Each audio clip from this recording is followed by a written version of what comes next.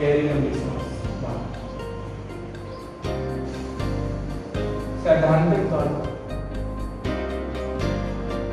प्राणायाम जितने भी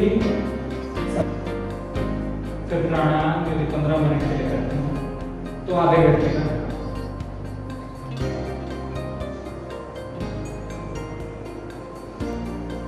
फिर प्राणायाम आसन से ज्यादा, जैसे महिलाओं के लिए आसन प्राणायाम से ज्यादा, वैसे ही पुरुषों के लिए प्राणायाम आसन से ज्यादा। ओंकार का गीत समुद्र उच्चारण, एक स्वर एक लय।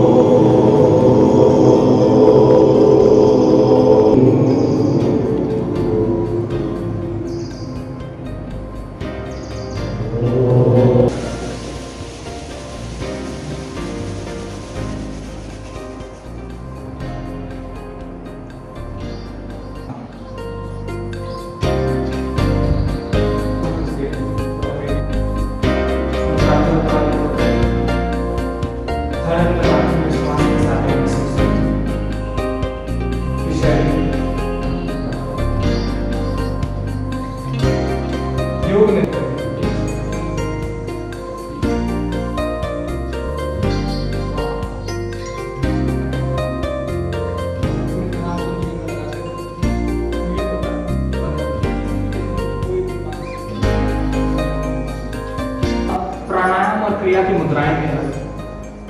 क्रिया की मुद्रा इस तरीके से है और प्राणायाम की मुद्रा इस तरीके से।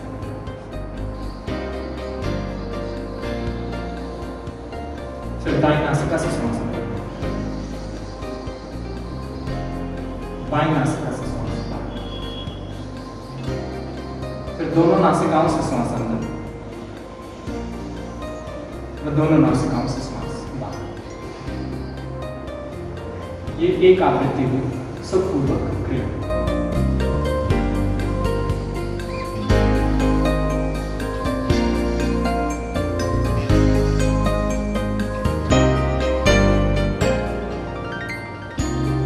जब अपना इस तरीके की शारीरिक गतिविधियों व श्वास की गतिविधियों लगाते हैं तो उसका एक साइड इफेक्ट खुशी वाले जीवन में आपको नहीं जीना। मन शरीर की प्रेजेंस में आपको अपना हेल्प किया। दूसरा प्राणायाम अनुलोम विलोम प्राणायाम। अनुलोम विलोम प्राणायाम और सुखपूर्वक क्रिया में केवल कुंभक का अंतर। वही बाईं श्वास अंदर, श्वास को रोकें, दाईं नासिका से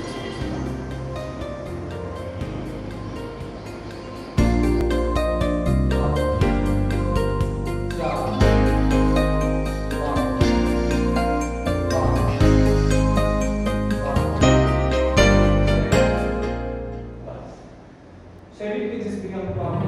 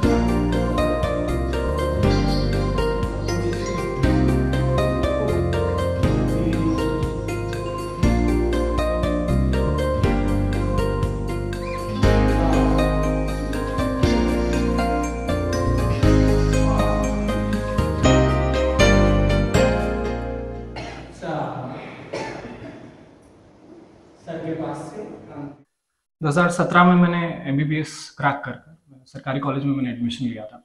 1.5 साल मेरी वहाँ पे पढ़ाई अच्छे से चल रही थी। फिर मुझको जनरलाइज लिम्फेडेनोपैथी हो गई थी, जिसका मतलब है कि शरीर में छोटी छोटी गांठें हो जाना पूरे शरीर में, और उन गांठों की वजह से मैं काफ़ी परेशान हो गया था। घर में भी काफ़ी सारी परेशानियां उसकी वजह से आनी स्टार्ट हो गई थी और पढ़ाई भी छूट गई थी। तो मैंने एलोपैथी के जितने भी टॉप नॉच इंडिया में डॉक्टर्स हैं सबको दिखाया, अलग अलग जगहों से मैंने ट्रीटमेंट लेना स्टार्ट किया, लेकिन उन्होंने इस तरीके से कह दिया कि कुछ नई तरीके की चीज़ है और आपको हम ब्रॉड स्पेक्ट्रम रेडियो और कीमो पे डाल सकते हैं, उसके अलावा हमारे पास कोई साधन नहीं जी। तो जब उन्होंने ऐसी बात बोली तो मेरे एक एजुकेशनल काउंसलर हैं डॉक्टर यश राव जी, उन्होंने मुझको बोला, वो खुद एक फार्माकोलॉजिस्ट हैं, उन्होंने मुझको बोला कि ऐसे ऐसे करके एक स्वामी जी हैं, आप उनके पास जाइए और वो इस तरीके के नाभि चिकित्सा कैंप लगाते हैं जी, आप उनसे सीखिए।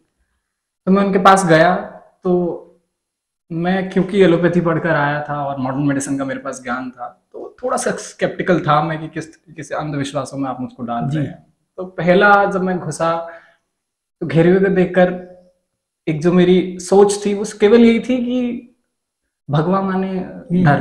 मैंने कहा मुझको कहाँ आपने डाल दिया, कहाँ मैं बीमारी के चक्कर में आया हूँ, तो मैं कहाँ भक्ति में पढ़ूं। तो मैंने वहां जाकर जब देखा तो सारी चीजें समझ आई कि किस तरीके से कितना बड़ा डिफरेंस है अध्यात्म का, भक्ति का, इन सारी चीजों का मुझको डिफरेंस वहां पर समझ आना स्टार्ट हुआ। नेचुरोपैथी में भारतीय परंपराओं में क्या क्या अलग अलग पद्धतियां हैं और उन पद्धतियों से कितने सहज रूप से स्वामी जी ने बिना किसी मेडिसिन के मुझको 6 महीने में योग साधना के द्वारा और आयुर्वेदिक कुछ इस तरीके की परंपराओं में जिसमें मर्म चिकित्सा, नाभि चिकित्सा जी, खुद नाभि जी स्वामी जी पिछले 40 साल से नाभि चिकित्सा कर रहे हैं, नाभि चिकित्सा सीख रहे हैं। और उन्होंने और कहीं से नहीं, लेकिन भारतीय परंपरा है जो महिलाएं घर में नाल डिग जाना, नाभ डिग जाना, इस तरीके की जो वाक्य यूज करती थी, उसी को एक साइंटिफिक तरीके से 40 साल में उन्होंने एक प्रोटोकॉल बनाए और नाना प्रकार की बीमारियों को उन्होंने गंगोत्री ऋषिकेश में ठीक जी। तो उन्हीं से जब मैंने देखा कि ऐसा आमूलचूल परिवर्तन लोगों में देखा जा रहा है और बिना किसी मेजर इंटरवेंशन के सहज रूप से करा जा रहा है, तो फिर वहां पे मैंने उनसे आज्ञा ली कि मैं उनसे वो सीखूं और 5 साल के अंतराल में उन्होंने मुझे दीक्षा दी। और इसी के साथ साथ मेरा BNYS भी कंप्लीट हो रहा था जी। अब मैं तमिलनाडु गया हूँ, तमिलनाडु में कोयम्बटूर में डॉक्टर N शंगमन है जी, तमिल के वो काफी बड़े ज्ञाता है और 30 गुरुओं से उन्होंने अलग अलग 30 गुरुओं से मर्म की, वर्म की, तांत्रिक सिद्धांतों की, योग सिद्धांतों की उन्होंने दीक्षा ली और केवल लोगों को एक स्वास्थ्य तक उनको पहचाने का एक छोटा सा उनका सफर है। 23 सेंटर्स वहां पर आर्ट रिसर्च इंस्टीट्यूट के नाम से चला रहे हैं और रोज के 20,000 पेशेंट्स को केवल 600 रुपए माह की फीस में वो ट्रीट कर रहे हैं जी। तो डॉक्टर साहब ये बताइए, आपका जो जिंदगी शुरुआत हुई थी कौन से शहर से हुई थी, कहाँ से हैं आप, और आपने पढ़ाई में क्या क्या किया हुआ है? बेसिकली इनिशियल पार्ट मेरी काशीपुर से ही शुरू हुई थी जी। फिर उसके बाद 8वीं तक मारिया स्कूल में पढ़ने के बाद जी मैं पार्वती प्रेमा जगाती में चला गया था। पार्वती प्रेमा जगाती RSS का संघ का काशीपुर में है, ये नैनीताल में बोर्डिंग स्कूल है जी। तो फिर मैंने 8वीं 9वीं मैंने वहां से पढ़ी। तबीयत खराब होने का सिलसिला मेरा 9वीं क्लास में ही वहां पे शुरू हो गया। फिर 10वीं 11वीं 12वीं मैंने अपने घर वालों के साथ करनाल में बिताया जी और वहाँ मेरे संबंधियों के इंस्टीट्यूट थे, तो वहाँ पे प्री मेडिकल की तैयारी मैंने वहाँ जी जी। और 12वीं के साथ नीट क्लियर करके मैं गवर्नमेंट मेडिकल कॉलेज बांदा जी, किंग्स जॉर्ज मेडिकल यूनिवर्सिटी की ही वो ब्रांच है, वहाँ पर मैंने अपनी पढ़ाई स्टार्ट की। मतलब पूरी हो गई अभी आपकी? नहीं, मैं MBBS मैंने छोड़ दी थी क्योंकि मेरी हेल्थ की वजह से, लेकिन उसके बाद मैंने BNYS और पारंपरिक रूप से दीक्षा मैंने ली थी। तो लेकिन आपने MBBS क्यों छोड़ी, मतलब आपने दूसरा वो क्यों अपनाया रास्ता? देखिए, कारण उसका मेरा ये रहा क्योंकि बीमारी इतनी हद बढ़ गई थी कि उन्होंने मुझको ऐसी ऐसी चीजें बोल दी और इस तरीके से उन्होंने मुझको बता दिया कि आपका हम कुछ इलाज नहीं कर सकते जी। तो मैं कुछ ना कुछ रूप से हताश जरूर हो गया था। और फिर गुरुजी की भी उम्र थोड़ी बढ़ती हुई है, 77 साल के वो हो गए हैं और उनकी बातें कुछ ऐसी थी कि शरीर वो 3-4 साल में छोड़ देंगे। तो मैंने ये सहज समझा कि पहले मैं गुरुजी से दीक्षा ले सकता हूँ और एक बार दीक्षा कंप्लीट होने के बाद और एक ज्ञान लेने के बाद गुरु अनुमति के साथ मैं वापस अपने पढ़ाई के लिए चला जाऊँ। अच्छा सर, जो आप गुरुजी की बात कर रहे हैं उनके बारे में थोड़ा सा बताइए हमारे दर्शकों को। स्वामी श्री अपरोक्षानंद सरस्वती जी साधु समाज के प्रेसिडेंट हैं, गंगोत्री के सबसे वरिष्ठ स्वामी आज के हैं वो। पिछले 40 साल से उन्होंने बाबा रामदेव के साथ भी योग शिविर लगाए गंगोत्री में बहुत इनिशियल काल में, और वह देश प्रदेश में घूमकर आर्य समाज मंदिरों में जा जाकर लोगों की सेवा करते थे। और पहले वह आयुर्वेद के ज्ञाता थे, और उन्होंने देखा कि आयुर्वेद में किस तरीके से थोड़ी सी डिपेंडेंसी उनके लिए आ रही थी कि औषधियां मिलना जी। और फिर उनको प्रिपेयर करना। तो उन्होंने देखा कि कुछ ऐसी पद्धति, कुछ ऐसी चीज के ऊपर वो शोध करे कि बीमारियों को जड़ रूप से खत्म करे। चिंतन में उनको ये पता लगा कि किस तरीके से एक मरे हुए आदमी में और जीवित आदमी में केवल प्राण रूप की ही कमी है। यदि बीमारी हार्ट की होती तो मरे हुए आदमी में भी हार्ट है, लेकिन उसका वो ठीक नहीं हो पाता। अगर बीमारी लिवर की होती तो मरे हुए आदमी में भी लिवर है, लेकिन वह बीमारी लिवर की वो ठीक नहीं कर पाता। तो एक मरे हुए व्यक्ति में और जीवित व्यक्ति में केवल प्राण रूप का अंतर है। तो उन्होंने देखा कि प्राण रूप से ही बीमारी शरीर के अंदर आ रही है। उसके ऊपर शोध करते हुए भारतीय परंपराओं में से उन्होंने शोध किया और उसको नाभि चिकित्सा के रूप में एक 10 दिन के कैंप में उन्होंने उतारू किया, और अब वो ऋषिकेश में अपनी सेवाएं दे रहे हैं। अच्छा सर, नेचुरोपैथी में कौन कौन से मतलब इलाज हो जाते हैं जो दूसरी जो हमारी पद्धति है उसमें नहीं होते? देखिए, पेट संबंधित किसी भी बीमारी को हम ठीक आराम से कर पाते हैं, लिवर संबंधित बीमारियों को हम ठीक कर पाते हैं, पैनक्रियास संबंधित बीमारियों को हम कंटेन कर पाते हैं, हार्ट संबंधित बीमारियों को हम कंटेन कर पाते हैं, किसी भी तरीके की साइकोसोमैटिक डिसऑर्डर्स को हम 100% क्योर कर पाते हैं, इंसोम्निया, डिप्रेशन, इस तरीके की बीमारियों को हम 100% क्योर कर पाते हैं। और इस चीज को आप समझिए कि केवल नेचुरोपैथी में इसको कॉर्डन ऑफ करना बिल्कुल गलत रहेगा, क्योंकि भारतीय परंपरा आयुर्वेद के हिसाब से कोई भी चीज जो शरीर के पोषण के लिए, शरीर को स्वस्थ बनाने के लिए, वो आयुर्विज्ञान कहलाती है। आयुर्विज्ञान का मतलब है कि शरीर की आयु को और बढ़ाना। तो कोई भी चीज जो आपके शरीर की आयु को बढ़ाएगी वह आयुर्वेद में लिखी हुई है। चाहे आप मॉडर्न मेडिसिन के इंटरवेंशंस की बात करें, चाहे नेचुरोपैथी के सिद्धांतों की बात करें, चाहे होम्योपैथी की आप बात करें, एक एक टॉपिक आयुर्वेद में इसको बढ़ा चढ़ा कर लिखा गया है। क्योंकि आज कोर्सेज की मांग इस तरीके से और बाहर से ये कोर्सेज आए हैं, तो नाम अलग हो गए हैं, लेकिन आयुर्विज्ञान से अलग नहीं। तो नेचुरोपैथी और योग में क्या फर्क है? देखिए, नेचुरोपैथी सिद्धांत है आयुर्वेद का, और योग है सिद्धांत जोड़ने का। आयुर्वेद एक साइंटिफिक नॉलेज है जो हेल्थ के प्रति उपवेद बनाकर बाद में लेकर आए, लेकिन योग सिद्धांत वेदों से भी पहले कहीं ना कहीं मालूम पड़ता है कि व्यक्ति में जैसे ही चेतना की उत्पत्ति हुई तभी योग की उत्पत्ति। अच्छा सर, आप ये बताइए कि अगर आपसे कोई प्रशिक्षण लेना चाहता है या सीखना चाहता है या अपना इलाज कराना चाहता है तो आपसे कैसे संपर्क करेगा? संपर्क करने के लिए अभी हम जानवी योग आश्रम हरिद्वार में हम काम कर रहे हैं। गुरुजी का आश्रम मेरे। अच्छा, आप वहीं रहते हैं? जी, मैं वहीं रहता हूं। गुरुजी का मेरा आश्रम है ऋषिकेश में, और इस तरीके से योग शिविर लगाने के लिए मैं आता जाता रहता हूं। अच्छा अच्छा। तो डॉक्टर निर्वे, आपका बहुत बहुत धन्यवाद हमारे साथ वार्ता करने के लिए।